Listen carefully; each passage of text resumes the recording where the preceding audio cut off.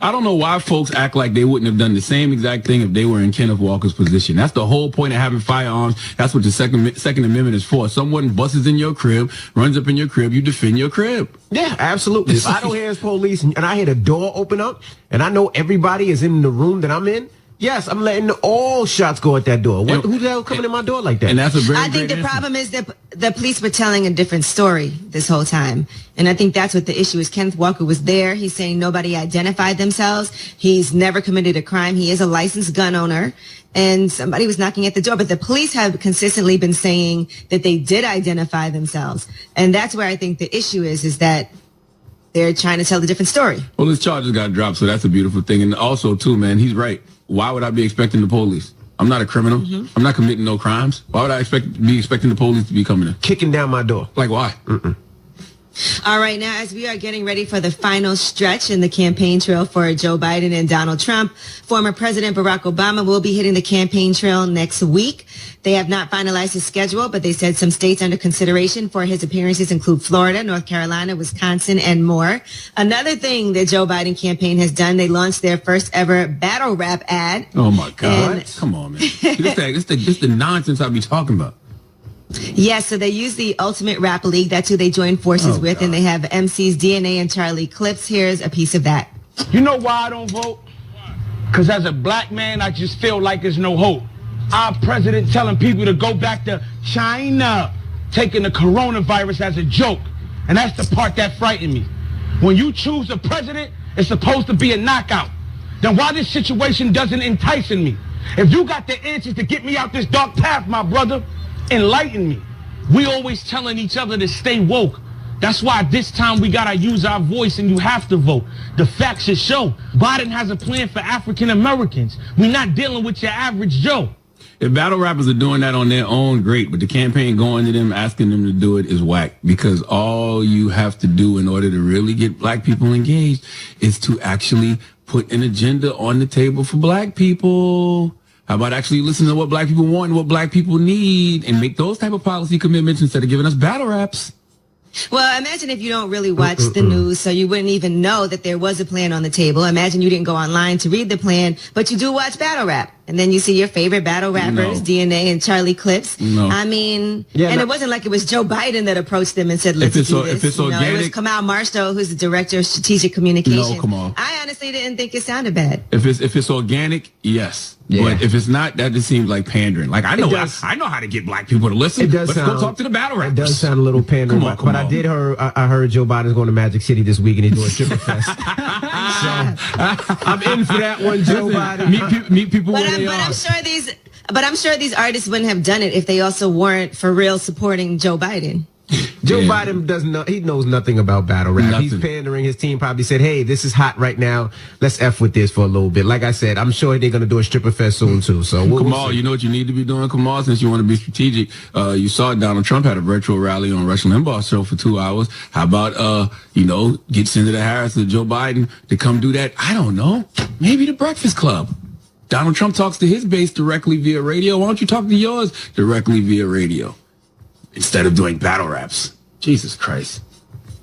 All right, well, that's your front page news. I'm kind of good on them, though, man. I'll be honest. I've been telling the truth. I'm kind of good on them. Listen, here's the thing. Biden is definitely an average Joe. Joe Biden has the opportunity to be as progressive in regards to black issues as Lyndon B. Johnson was. I don't know if he will, but I don't believe in Joe Biden, but I do believe in us, and I believe in people on the ground like Until Freedom. I believe in people like us in the media to keep pushing the line and holding Biden and all the Democrats nationally and locally accountable if we get them in on November 3rd. So, that's my take on it. All right. Get it off your chest. 800-585-1051. If you need to vent, you can hit us up right now. Phone lines are wide open. It's the Breakfast Club. Good morning. Hello, who's this? Yo, good morning, Envy. Good morning, Angela. Good morning, Sean. Morning. Hey, what up? Hey, what's going on, man? Hey. What's up? I want to talk about all these parents, right, that are speculating if they're going to send their kids trick-or-treating for Halloween. Like, come on. This is the reason why everything is spreading. Like, what are we prioritizing here? Like, you got your kids and you're sacrificing their health, chances. I don't get it. Like, there's a big thing going on about all these parents wanting to send their kids out for Halloween trick-or-treating, and there's a virus going on. Like, this shouldn't even be an issue. Well, listen, in their defense, Halloween is very mask friendly. So you would be following coronavirus They said those protocol. masks are not good enough to block COVID. They already have. But I get it. Parents. It's a tough decision for parents. Kids look forward to trick or treating, so they try to do it. It's really not tough. I don't know about that. Yeah, it's not tough. It is. Your child is not gonna literally die if he doesn't have Halloween. He's gonna die if you make him go to Halloween. Nah, but they're doing certain things where you might not have to do things. Like, for instance, I know my kid's school is actually doing trick or treating in different classes. It's the reason why the virus spread in the first place. So we're afraid to be inconvenienced for a little bit. Right, but they're doing safe things. Like I know my school is doing trick or treating where it's different. I think they're doing it in different classrooms, so kids go to classroom to trick or treat. But they're not going outside though. Let me ask you a question, King. Let me ask you a question. If Donald Trump can have rallies, Cardi B can have birthday parties, people can celebrate Lakers wins outside of Staples Center, and it's all good, why can't kids trick or treat? Nah, they can't. They're not supposed to. That's why we having all this stuff going on now. I heard MC talking yesterday. He's saying he's missing the party. He's saying he missed going out. You know why? It's because those people are doing what they're doing. If we keep setting our kids out there to trick or treat, you're never going to be able to DJ in the club again. Well, you know what? I wasn't even allowed to trick or treat when you were able to go out. He couldn't leave her porch, man. He was stuck in a gate. So that's not true. I was definitely, by the time I got older, my parents wouldn't let me go trick or treating. It just wasn't safe like that. No, we're missing the point here. It has nothing to do with your troubled childhood. Okay, it has to do with coronavirus. I'm just saying, trick or treat is not the biggest deal in the world. I said the same thing growing up as a Jehovah's Witness. I'm with you. I hated on everybody that was trick or treating. It's not a big deal. You'll be fine. We have all that as kids. Guess what my favorite day was? My favorite day was November 1st, the day after when my dad bought me all the Halloween candy half price. He bought you the stale candy? Yo, who's frying chicken early this morning? Hello, who's this? Hello, good morning. Can you take us off speaker or take us off Bluetooth? Oh, I'm not on Bluetooth. Are you working in a train station?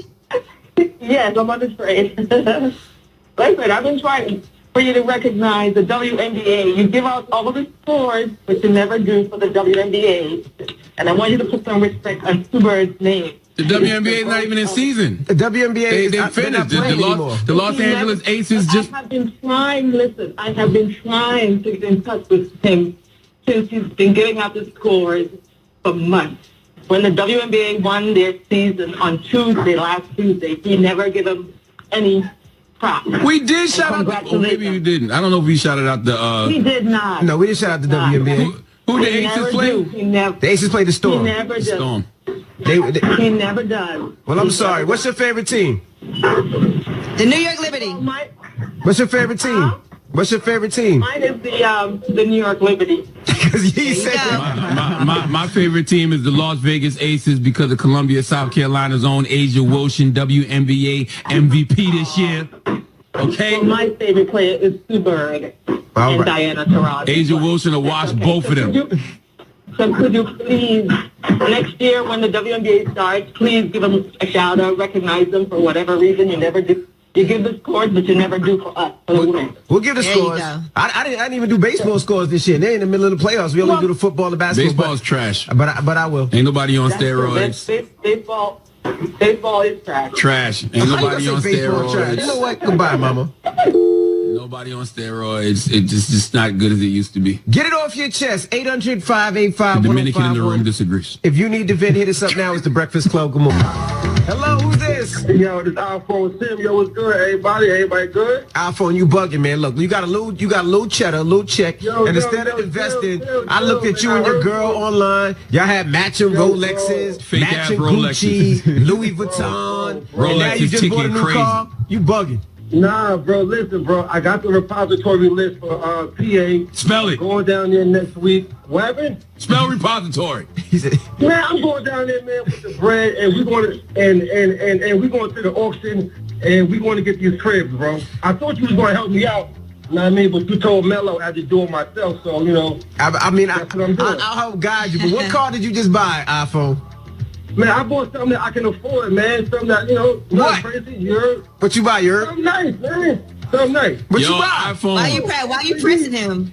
Because he just posted online. You saw the Gucci and Roe he posted? iPhone. I got. I used to see you, man. What's going on? How you been? How was your What's up? Good. How are you? I seen you with your designer clothes too online. iPhone Sims. You're going to jail. Okay? PPP fraud.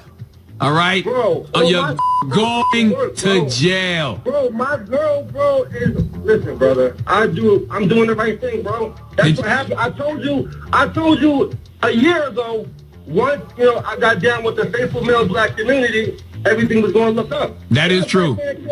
So why gotta be going to jail, brother? Because you are committing SBA and PPP fraud. Be honest. SBA? Never. I wish I could get SBA. I would have been up. Oh, my goodness. iPhone, what kind of car did you buy, iPhone? Bro, I bought something I can afford, man. What is it, iPhone? You just bought Rolexes and Louis Vuitton and Gucci. What you buy? Yo, bro, you sound like, you sound bad. Yo, take all this off the air. Bye. Nah, Bree, you going to jail. PPP fraud. iPhone is crazy. Hello, who's this? This is Kemon January, Louisville, Kentucky. What? His name is Kemon January. What up, brother? Get it off your chest. What's up, Kemon? What's up? I want everybody to know we will never get justice for Breonna alone. There's division within the black community. We got other black people criticizing black people for what they're doing and not doing. We all need to come together.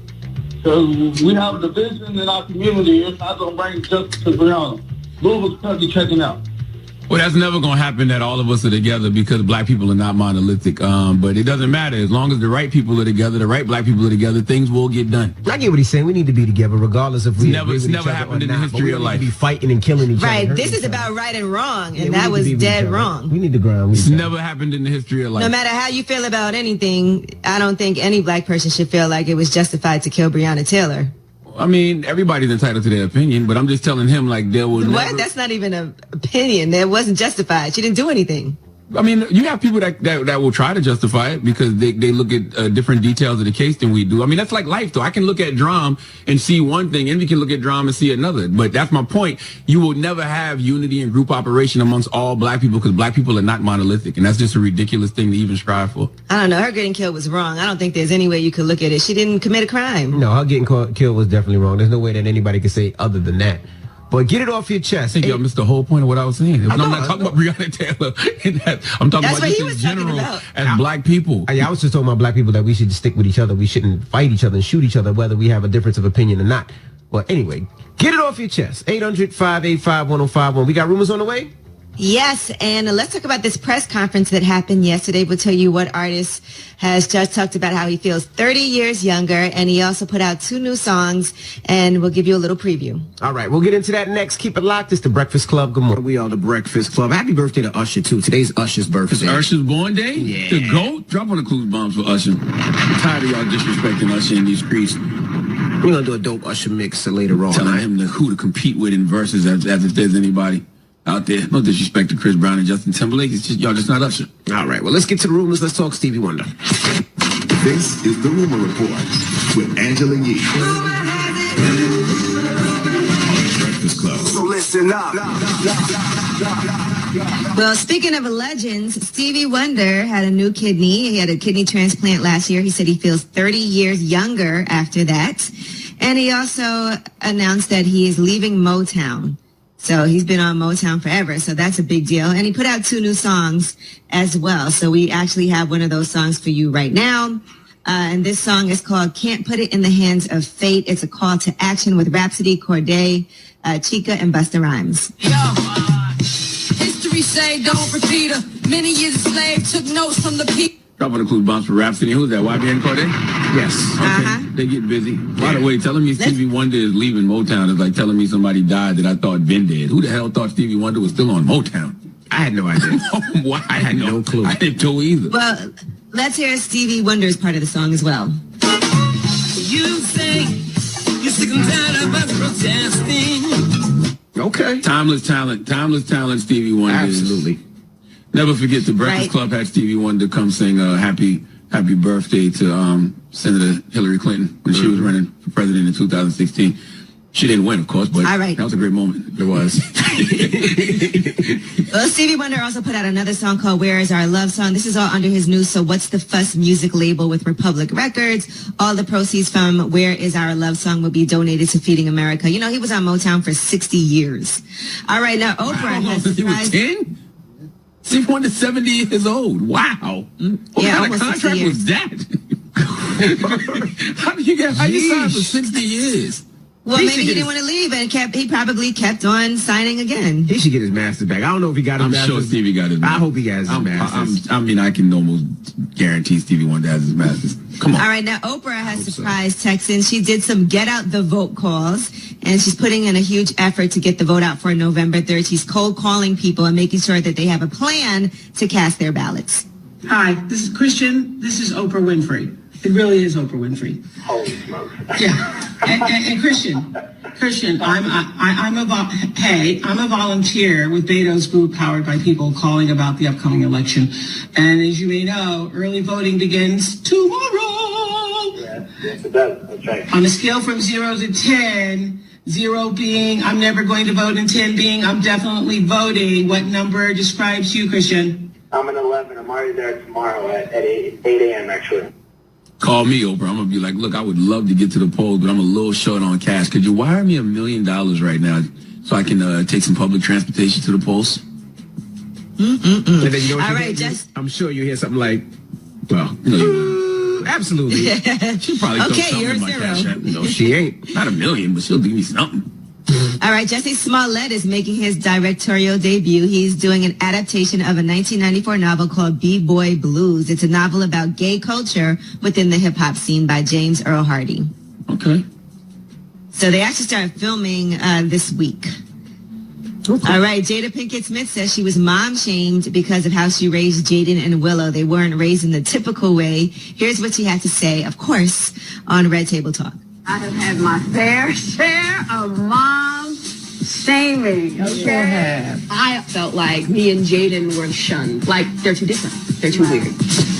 Every one of us has mom shamed. Let's own it. More black mothers are shamed than any other group. I've heard, are all those kids yours? That's an insult.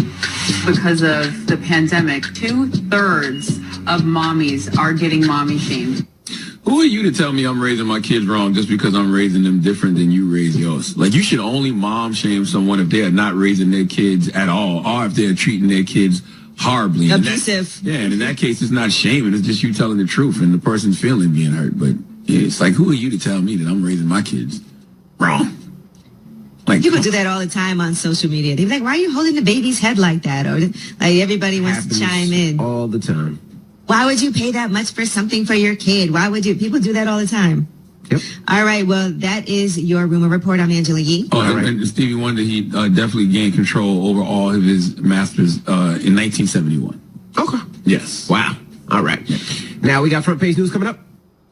Yes, and I know y'all want to hear about this, the iPhone 12, what you need to know about the iPhone 12 lineup. All right, we'll get into that next. It's the Breakfast Club. Now we are the Breakfast Club. Let's get in some front page news. Now in Tuesday Night Football, the Titans beat the Bills 42-16. All right, now, what else are we talking about, Yee?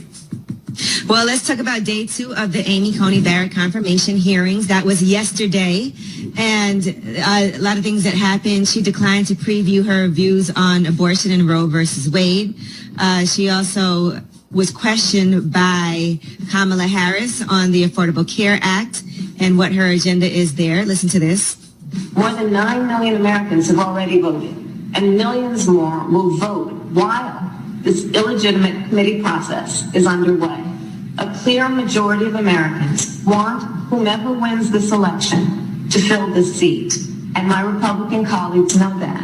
Yet they are deliberately defying the will of the people in their attempt to roll back the rights and protections provided under the Affordable Care Act. And if they succeed, it will result in millions of people losing access to health care at the worst possible time.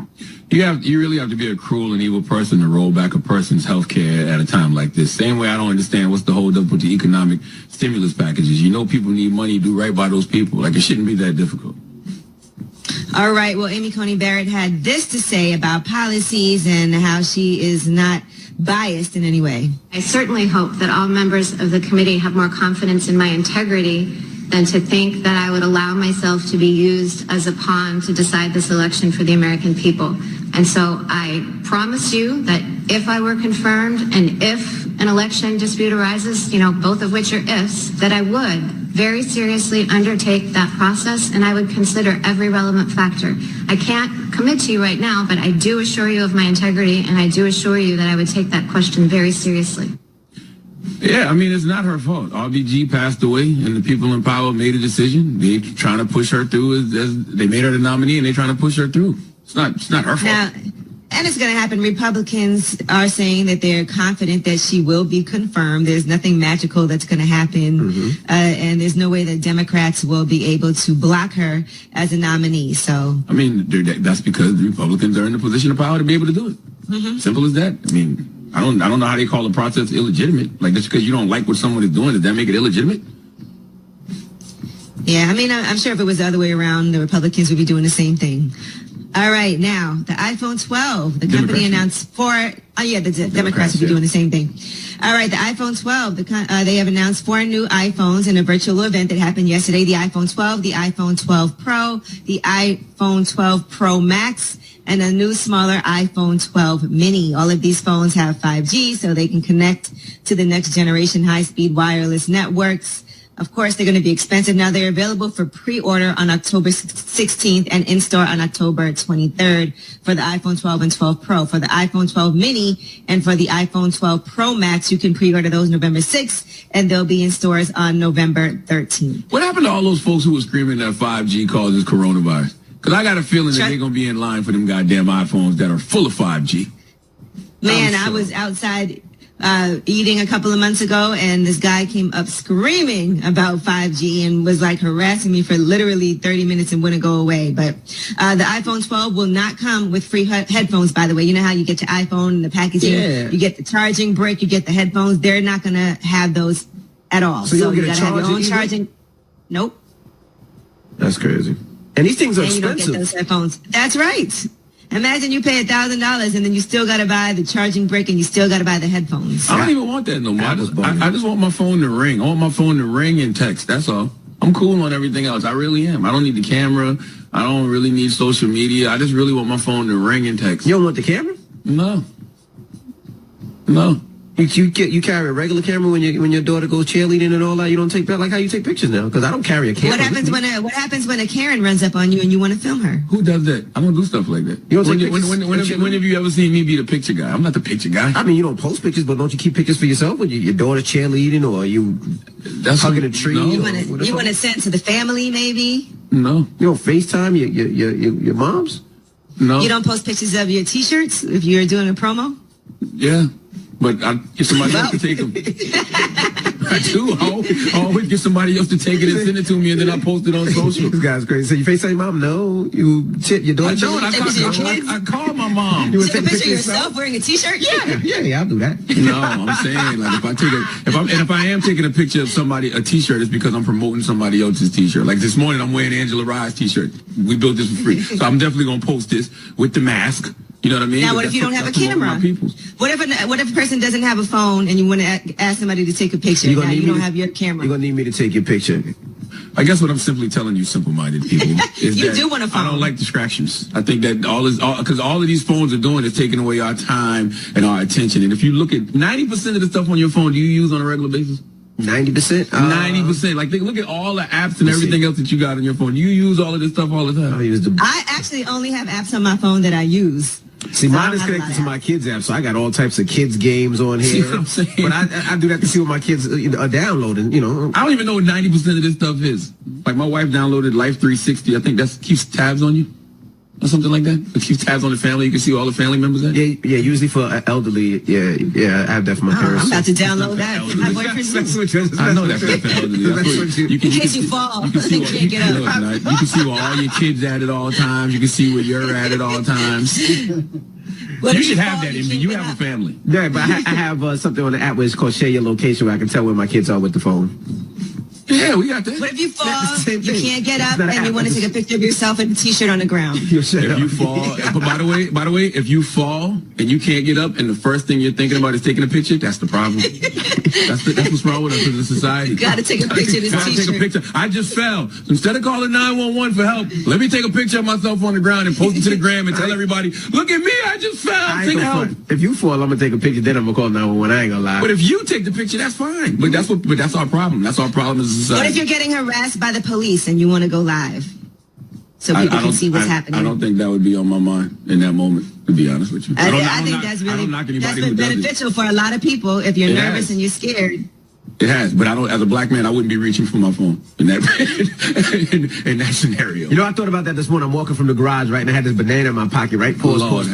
And I was like, what? I'm like, if a cop sees me right now, sees this banana in my pocket, I think it's a gun.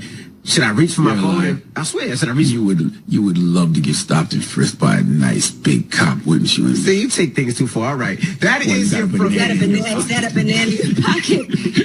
Given your history, you probably think there's a dildo in your pocket. Oh, drum! Drop one of the bomb for drum. Coming in bottom with a knife finish. Hitting a single to get us a run, baby. It always comes down to the bottom. It always comes to the bottom. All right. Yo, banana in the tailpipe. Oh, my goodness. You know what? I can't even be real and honest with you guys. You know what? Forget it. Phones are distracting, though. I don't care what y'all say. I don't need my phone doing all this complicated stuff no more. I want my phone to be as simple as possible nowadays. All right. So is that the topic we're talking about today? Phones, huh? What do we want from our phones? 800-585-1051. The new iPhone 12 is coming out. Oh, God. Charlamagne says he just wants it to ring and text. He don't want anything else on there. He don't care about the internet. He don't care about the phone, the camera. Have y'all not watched The Social Dilemma on Netflix yet? Oh, my God. Please. Have you ever read Digital Minimalism by Cal Newport? Please do. What do you want on your phone? I have so many things on my phone. Of course, I got my bike app where I ride. I got Eventbrite where I do a lot of my events. I got so many different things. I got my Tidal app on here to listen to music. I got Cash App to, get some bread. I got all my banking apps on here. Yeah, I need my phone to do more than just text and call. Definitely need that. All right, 800-585-1051. Let's talk about it. What do you want on your phone? Do you just want a regular phone? Let's talk about it. It's the Breakfast Club. Good morning. We are the Breakfast Club. Good morning. Now, if you just joined us, Angela told us about the iPhone 12, which is coming out in the next, 30 days or something? Mm-hmm. You can pre-order, yeah. Yeah, you can pre-order. So we were asking 800-585-1051. Charlamagne says he only wants his phone to call and text. Yeah, I'm not interested in all the bells and whistles. I want my phone to ring. I want my phone to text. All that other stuff is a distraction. I average 4 hours and 27 minutes of screen time a day. I refuse to let these people have my mind and my time. I don't live in my phone. I'm too busy enjoying the moment. And my oldest daughter has a phone, and I limit her consumption of it as well, because those smartphones are breeding dumb people. And I encourage everybody to watch The Social Dilemma on Netflix or read Digital Minimalism by Cal Newport, and you will really understand how addictive these cell phones are. Yeah, I use my phone about 6 to 7 hours a day. Whoa, you guys use your phone a lot a day. Check your screen time. Check your screen time. I did.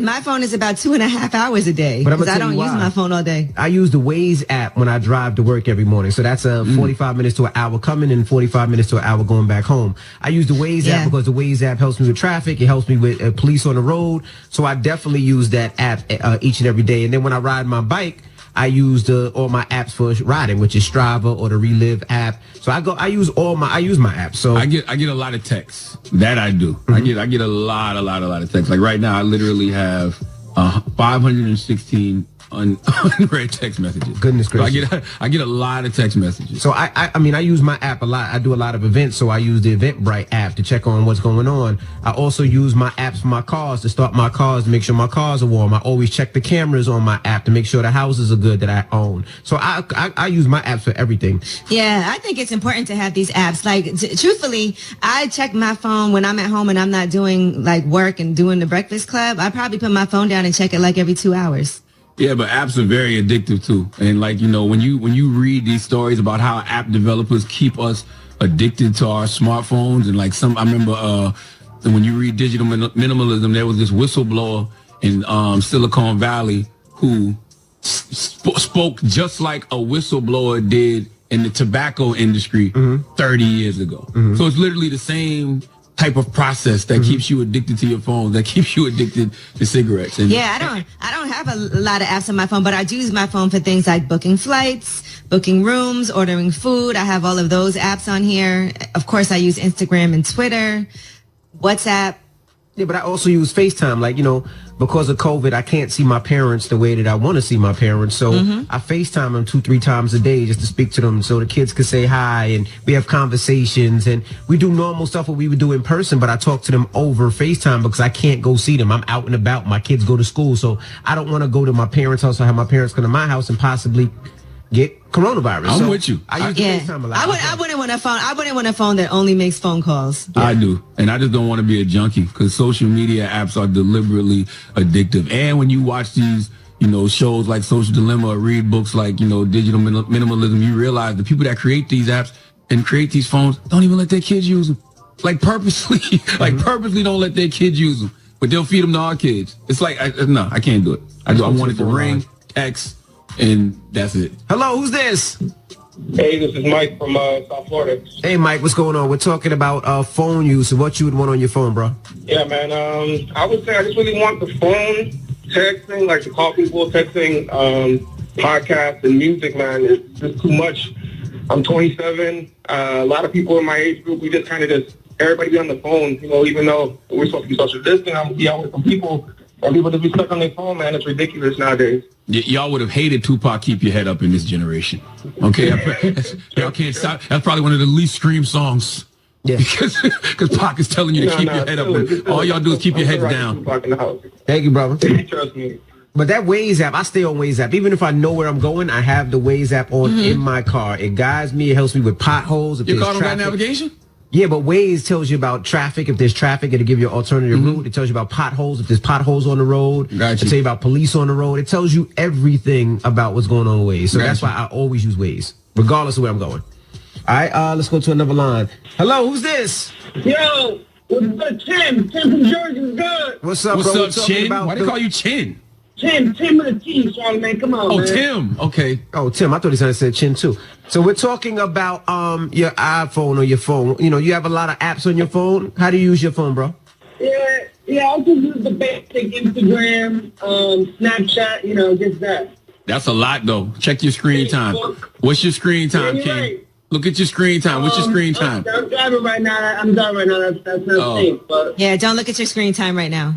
Why? You text and drive any other time. You post on Instagram and drive any other time. Why can't you? No, I don't do that. Okay.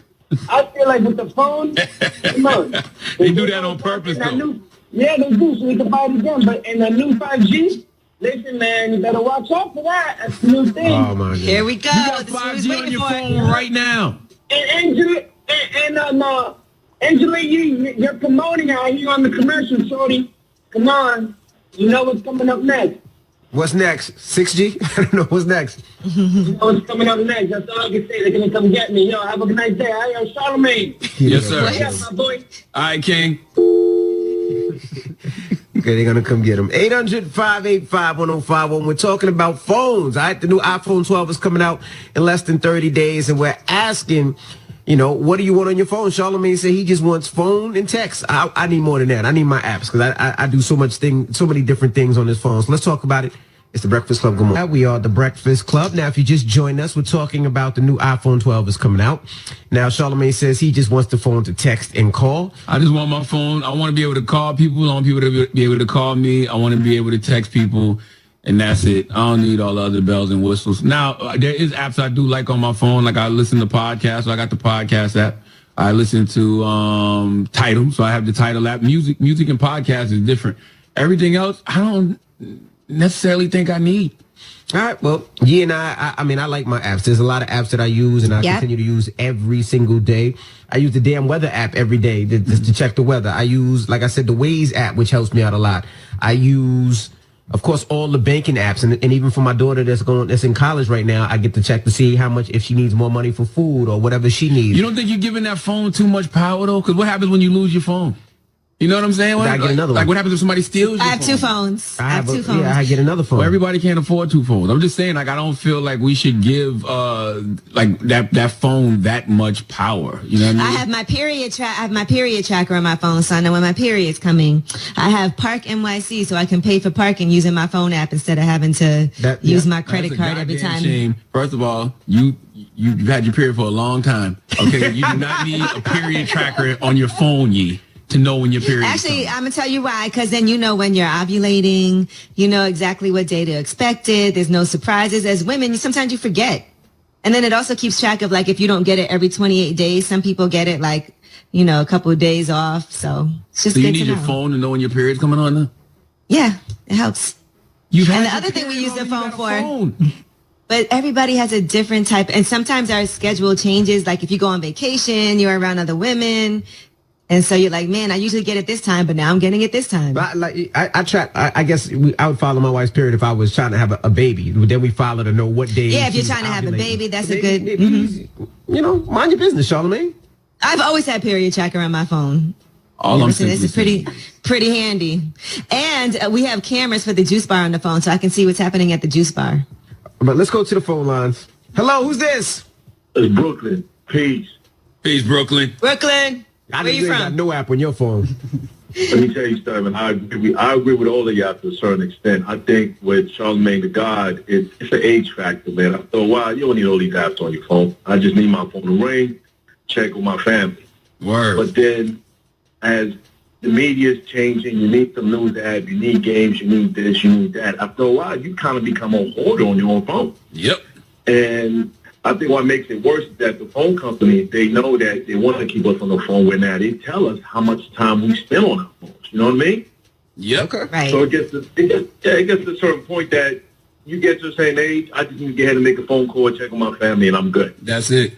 All right. Thank you, man. I tell you, I like the FaceTime though. I'm able to see my mother. I'm able to see my dad. That's actually my least favorite feature. I hate FaceTime. I'm like, why? I mean, look at some people. I'm like, why? I barely ever ever use FaceTime with my mom and my dad and my daughter. When people FaceTime me, I don't answer FaceTime. Don't phone shame him. My kid love it for their grandparents. I get it, but me, I'm like, oh no. No, I love it. I get to see my daughter every day. Calling the landline. Hello, who's this? Good morning. This is Madeline. Hey, good morning, Natalie. We're talking your phone. What do you just want a basic phone, or you need those apps? Before I answer that question, I have to say I love you guys. I listen to you guys every morning, and I'm thoroughly entertained on my 1 hour drive to work. Thank you. We appreciate that. Love you back. You guys need to pay Charlamagne more for Donkey of the Day, because that's a work of art. Well, thank you. Y'all need to leave DJ and get alone. Okay. Do you listen on the app? No, I don't listen on the app. I listen on my radio. So what do you think about But the I app? did watch Social Dilemma to talk about what Charlamagne was saying, and I think it's all fraud. We really need to get off of these phones, and I'll take it a step back and say we don't need any cell phones. Nah, I'm not going to go that far. Why you think we don't need a cell phone? Nah, I thought you was good when you said How you calling us? Raised, but now you're saying we don't need phones. I don't know about that one. Well, I'm talking to you guys, but I don't like to be easily accessed. I don't like people calling me 24/7, knowing where I'm at. So how do you get messages to your parents or your mom? What you use pigeons? Like how do you get messages around? There's payphones, there's landlines. I am not touching no nasty ass payphone during COVID. Well, there's landlines. You can use landlines. True. What about if you get in a car accident right now? Like how are you gonna call for help? How do we call for help back in the day? That is very true. My homeboy Shane Gandy, he dead. God bless the dead. He was 21 years old. He was from West Virginia. He never had a cell phone. He used to call it a space box, and he used to his memory used to be crazy because he could that's all he had. He didn't use GPS. He didn't use navigation, so he just knew where he was going at all times. And I remember when he came to New York, he walked to New York one time and knew exactly where to go, and he was from all the way from West Virginia. We rely on our phones way too much now. I agree. Nah, I ain't going that far, Mama, but thank you. You have a good one. Now, you ever thought about back in the day, how did you know how to get to somebody's house? Map. Not even just a map. It was descriptive.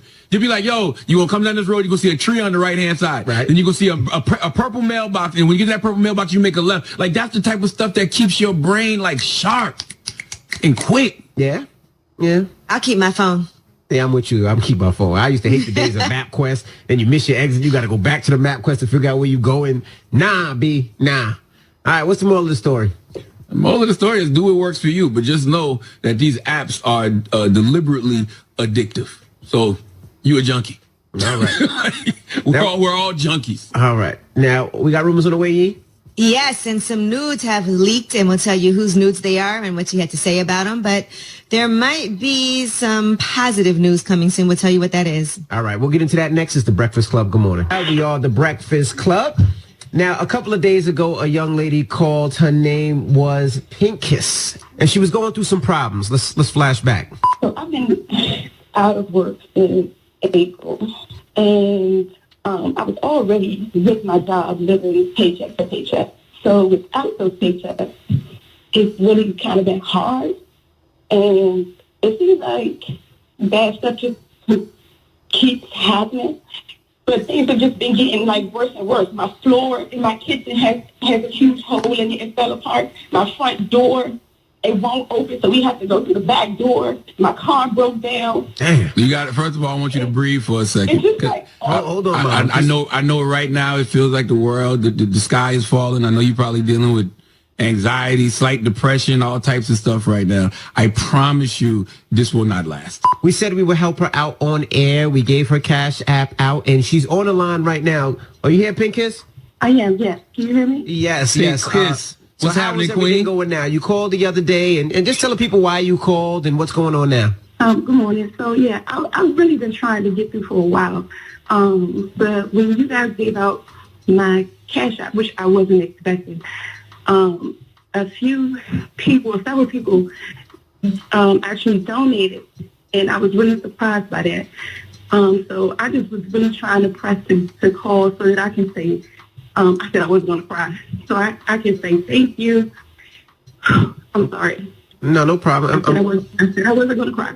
So I just really wanted to say thank you to each and every person that took from their household to give to mine. Because of that, I was able to do a few things that I wasn't able to do for months. Mm-hmm. And I'm just eternally grateful. And I want everyone to know, no matter how much you gave, I am so grateful and I'm so appreciative. And all of your kind words and your prayers, it touched me more than words can express.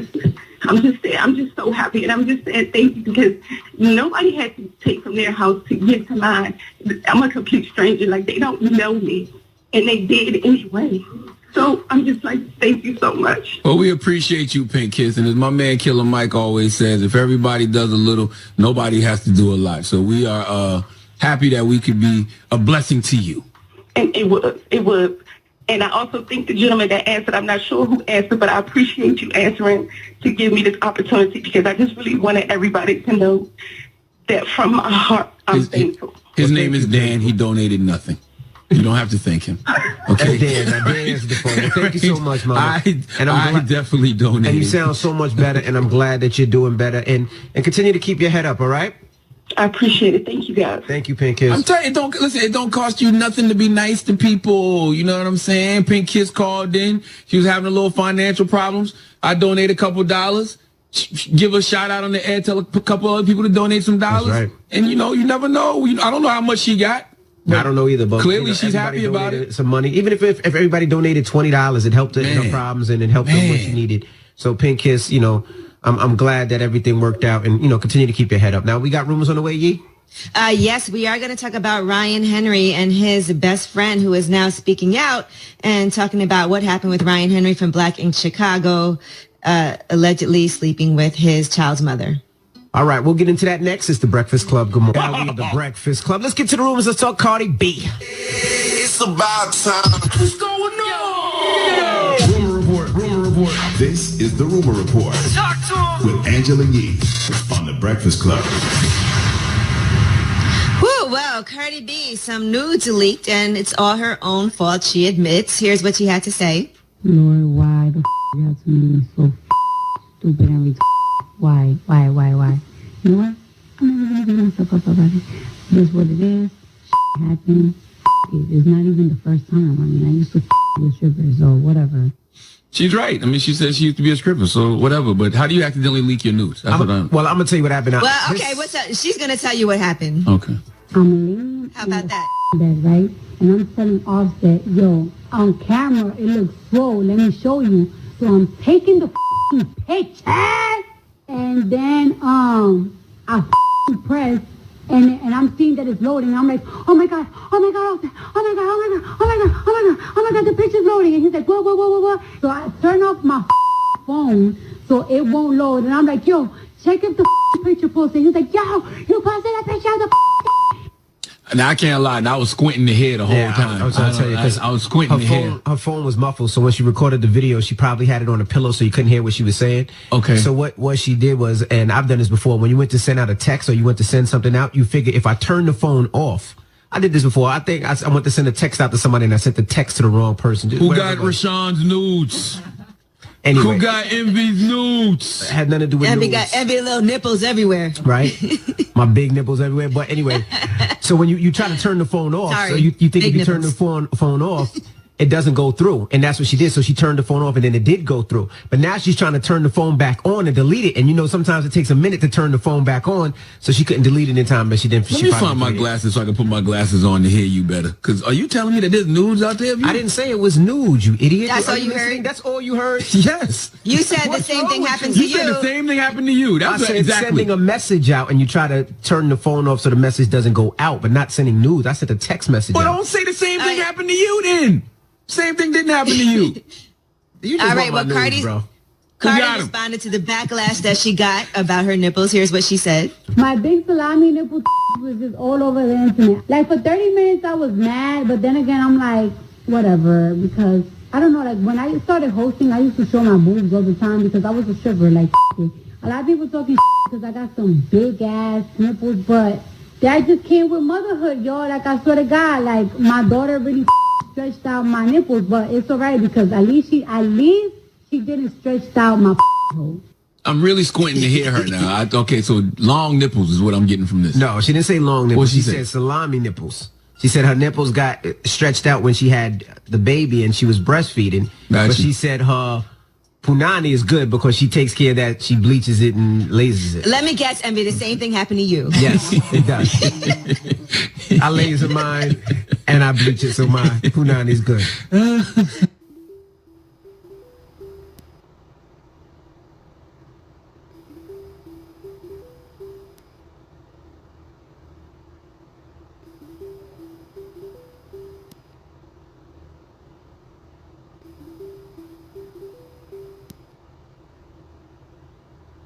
Have you sick since you're here? I kind of feel like that could happen. By the way, that would be phenomenal. I would love to see those two women, put their differences aside. I just don't think it's going to happen. I think it would be great. I think it would be great. I just don't think it could. I don't know if it would happen. Like they really. Well, I know. And they should put Megan Thee Stallion on it since they both had #1 songs just now with Megan Thee Stallion. That'd be dope. I think it would be great if they did that. I'd love to hear it. All right. And by the way, speaking of new music, Drake is putting the finishing touches on his album, Certified Lover Boy. They're saying that could be coming out sometime really soon within the next month or so. So I'm sure y'all be hype to hear some new Drake, right? Yep. Not really. All right. Well, I'm Angela Yee, and that is your rumor report. Why not? Jeesh. All right. Okay. Well, who are you giving the donkey to then?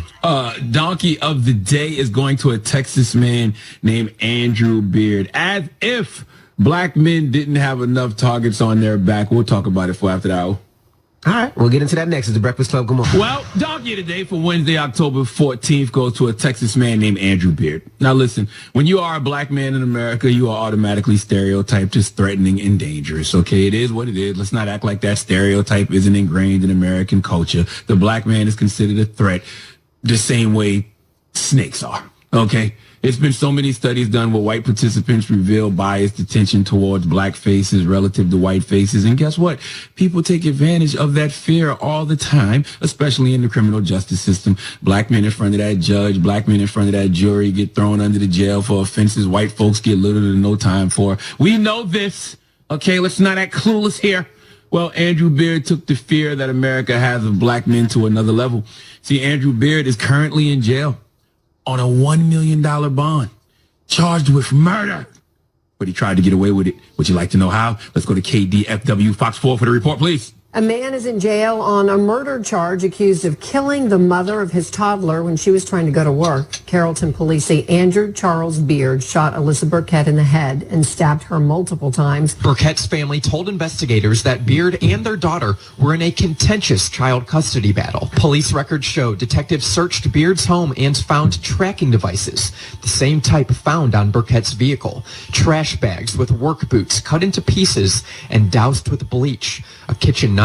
They also found what they believe to be the vehicle used in the attack near the suspect's home. They recovered a dark-colored hair with what appeared to be dried blood on it. But 2 witnesses described the suspect as a black male, while detectives searching the vehicle also found a dark-colored prosthetic beard with what appeared to be brown makeup stains on it.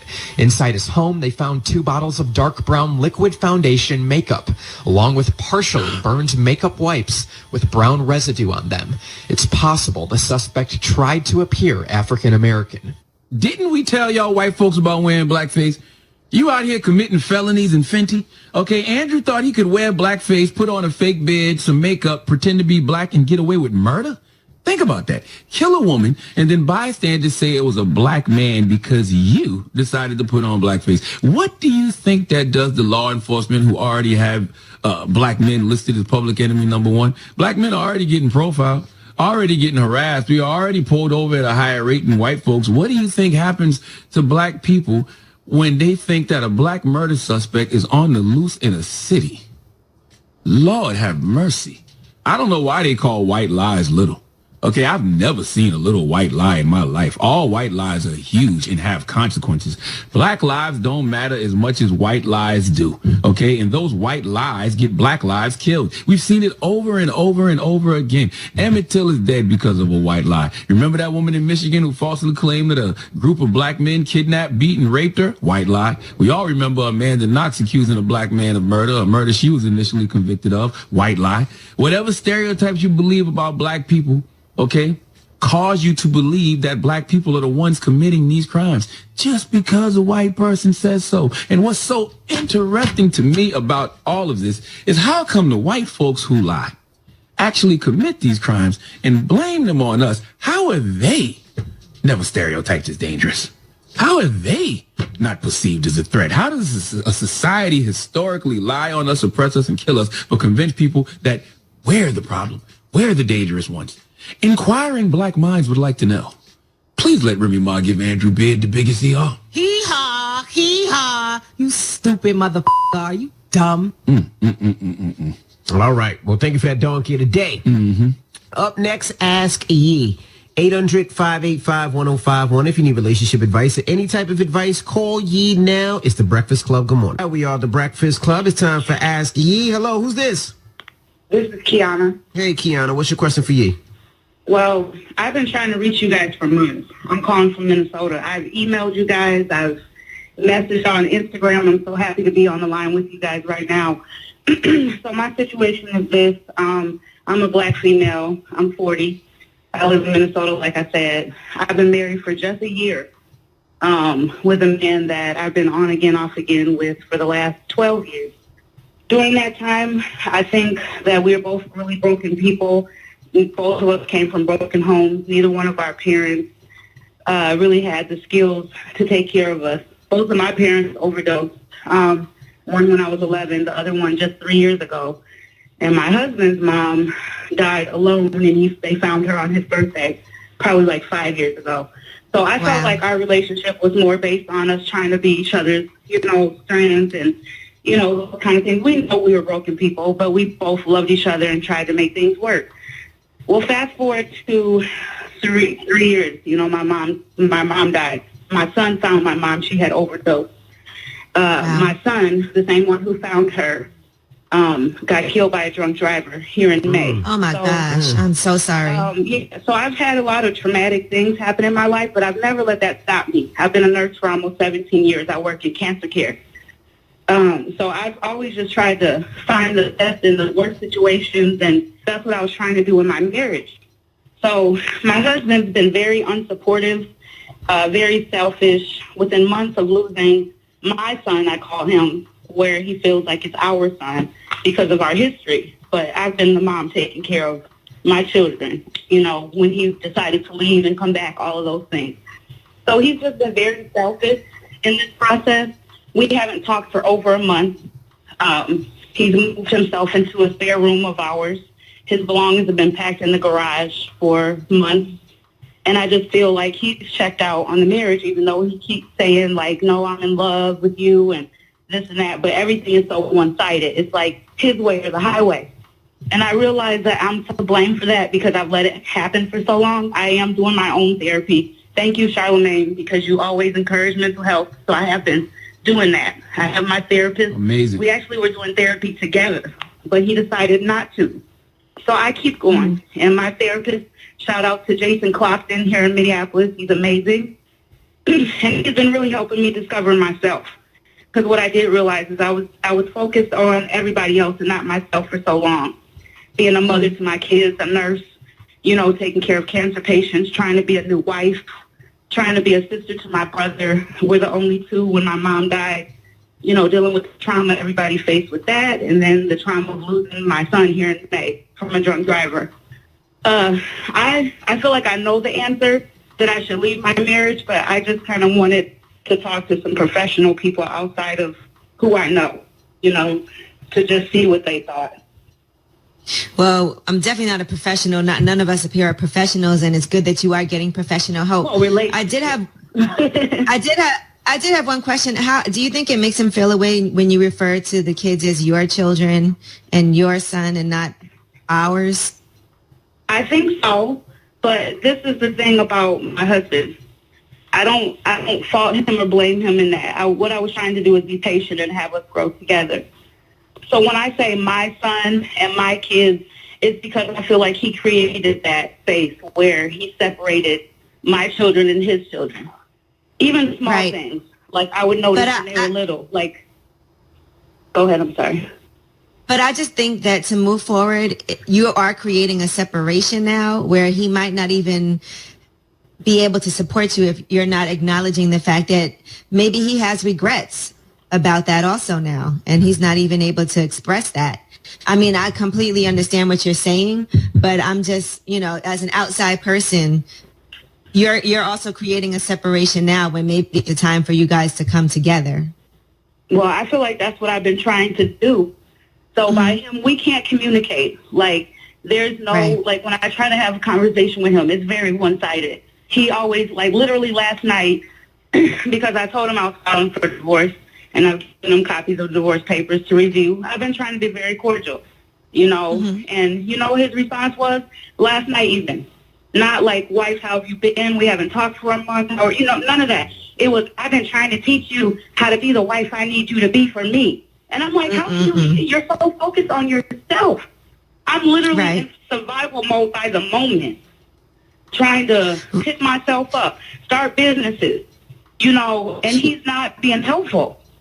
It's hard because he's not doing the work on him. He's not doing the work on himself, and you can't be the only person doing the work. Exactly. And I know that you care about him and you want him to be a better person, whether or not you guys are together. And if he's not willing to do that work, now I can't even begin to understand or pretend to understand that I would know what it's like to have the loss that you've had in your life, that both of you have had to experience. And I think it's commendable that you're even able to speak about it because I know it's difficult for you. So, and I think it's great that you've been doing the work, but if he's not doing the work, I don't know how you can move forward if he's not going to make that commitment at least.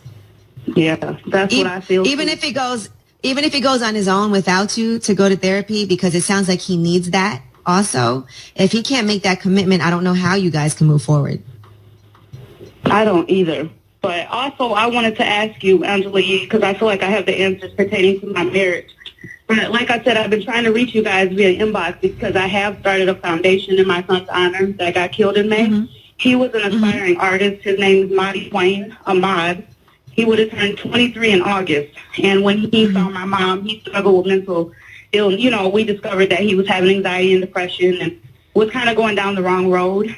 And before my son died, he was really working on creating a brand for himself and working on his music. I literally found a goal sheet written up in his handwriting that he was working on, everything that he wanted to do.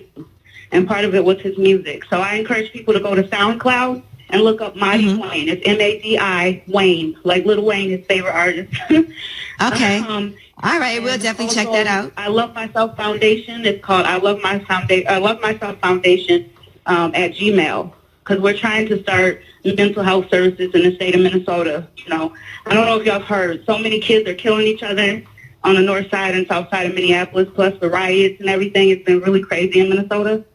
But I'm trying to take my pain and make it a purpose to help people that were like my son. So I'm not trying to let my tragedy, and I'm not trying to feel sorry for myself. I just really want to move forward.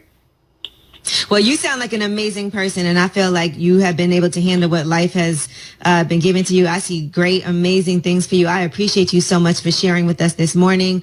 I hope that you continue to do the work on yourself. I'm hopeful that he will at least at some point come to the point where he's able to say, okay, I need to go and seek this professional help just for me to be a better person. Whether or not you guys decide to move forward, I think it's really great what you've been doing for yourself. And, you know, my heart goes out to you. I appreciate it. If you have any suggestions how else I can get funding or help with my foundation and getting grants and things like that, I would appreciate it. Because I know. Well, let's hold on the line. Let's get your like me. What's your Instagram so we can follow you?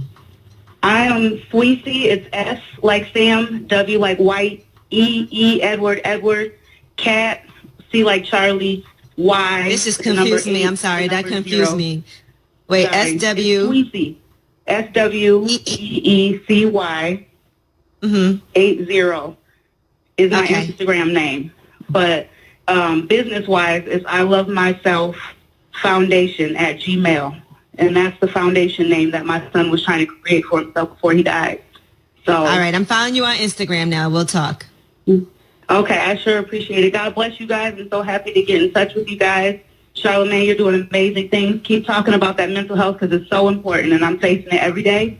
But I'm going to conquer it, and I'm going to not let it be something that holds me back. So I appreciate you encouraging that. Thank you, Queen. I just want you to know it's perfectly okay to pray and go to therapy. Oh, I'm doing both. There you go. I wouldn't be able to make it. There's no way. There's no way I would be standing upright and going to go to work and take care of people that are fighting for their life. So I know I can do it. Prayers up for you, Queen. All right. Thank you, Mama. Thank you. Ask Ye, 800-585-1051 if you need relationship advice. Hit Ye now. It's The Breakfast Club. Good morning. We are The Breakfast Club. We're in the middle of Ask Ye. Hello, who's this?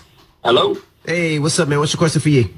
Yo, so first off, I want to say I love you guys. I listen to you every morning. I drive trucks and whatnot, so I listen to you guys every morning. But over this past week, my mom took my son to Vegas. I gave him over freaking 400-something bucks. So my son plays the Doom Buggy game, right? You know, still Doom Buggy type of person, Doom Buggy, whatever. My mom was rushing to the airport, and he did it, and he hit her too hard. Almost made him swerve off the road. She popped him, you know, said stop. So he texted his mom and said that he punched him, which is, I know how my mom pops my son. So apparently, his mother is in Vegas, and she shows up at the airport screaming and yelling, causing a scene, as she normally does. So she's all in my mom's face, talking, yelling, spitting. So my mom mushed her out of her face. She got all hyped up, ran back, and swung on my mom 2 times. Luckily, she missed. This whole thing pretty much caused a scene, made my mom miss her flight and all this. I want to know what she's corrupted my son, basically. I wanted some advice on what I should do because made her miss your baby, your son's mother, you said, is corrupting your son. Is that what you're saying? Yes. How is she corrupting your son? She's just not raising him right. One, she lied to the boy. Like, she got him to the point with thinking that everything she buys him is like everything product top of the line. She'll go buy this boy a mask from the gas station, then tell him that she got it from Gucci type stuff. Like, she's just raising him non-realistically. Right. So, okay, what it sounds like to me here is that this is a parent problem and y'all need to learn how to talk to each other more, because I don't think this is anything that should involve your son. He needs to see that both his parents love him, and this is not anything he should ever have to witness, you know? I think that you two need to have a better relationship with each other, because I'm sure, just like you're saying, she raises his wrong, she probably did the same thing about you, just because you guys aren't getting along with each other and communicating. Honestly, I swear to God, we've tried it. I've just gotten to the point where, well, no one in my family wants to deal with her. I'm not even going to go through the bashing of expressing her background. I'm not going to do that. But no one wants to deal with her because of her background. She is not very reliable. We've tried the co-parenting thing, and every time I get ready to say, you know what, I'm going to just take you to court, and I'll go for full custody. She, oh, no, please don't take my baby, and blah, blah, blah, blah, blah. I've tried the co-parenting thing, and her attitude, I'm not sure. After we broke up, I've kind of just let her be. I'm not sure if she's on meds or what her issue is, but something's not right in the girl's head. Well, the one thing I will say this is that the child, your son, is the number one priority, and whatever you have to do to make sure that your son is safe, you need to do it. If that means you feel like you need to go to court to get full custody, she would do the same, then you should do that. And if you feel like y'all need to go to together to co-parenting classes and figure out how y'all can communicate with each other, or have a mediator, y'all need to do that. Somebody that can communicate if you guys can't right now communicate with each other. But remember that your son is always first, and whatever you have to do, that's your priority. If you have to swallow your pride sometimes just to keep the peace in front of your son, then you have to do that. But I would say if you feel like it's that serious, then yes, you absolutely should go to court. Who cares if she's crying about it or whatever? If that's what you feel like is necessary for your son, then you have to do that. Okay, yeah, I guess that's just pretty much what we're going to have to go to, because she forgets basically that I have another child. And she just feels like my son is just the only priority that I should have. As I said, over this whole situation that they caused in this airport made my mom miss her flight. The money that I gave my mom for her freaking to have to buy another flight was the money that I was saving for my daughter's birthday, which is next month. So her causing this freaking thing is she just messes up everything. She don't think about nobody else but herself and Tristan, which I'm thinking of Tristan, but I have other obligations too, and I can't keep dishing and taking crap because she wants to be ignorant. Yeah. Listen, and until y'all get to a better space and she gets herself together and y'all can communicate, you are going to have to be the bigger person, unfortunately. That's right. Or you're going to drive yourself crazy. Don't allow that to happen. Just remember, everything you got to do is for your kids. True. All right. Well, I wish you so much luck. And I'm telling you, if you feel like you need to keep a track of these things, because you might end up in court someday, I would highly recommend that you're the person that initiates that. Okay. All right. Good luck, Lee. You sound so, I know you are. I get it. You over it. I get it. All right. Ask Yee, 800-585-1051 if you need relationship advice. Now we got rumors on the way. Yes, and since we are discussing family and kids and baby moms, let's talk about Ryan Henry from Black Ink Chicago. His, I guess, former best friend is speaking out. All right, we'll get into that next. It's the Breakfast Club. Good morning. Breakfast Club. I just want to hear you. Well, from Black Ink Crew Chicago, Ryan Henry's best friend, Anthony Lindsay, he was on Instagram over the weekend, and he was saying that Ryan Henry was sleeping with his child's mother and his son's mother, and he found out via her text messages.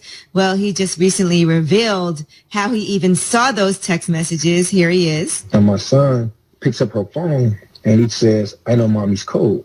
He opens her phone, and I went to the text, and the only thing I did was put Ryan's name in because I had suspicions. But I thought it was something wrong with me to be having suspicions. I'm like, he's the godfather of my son. I mean, why do I have these suspicions?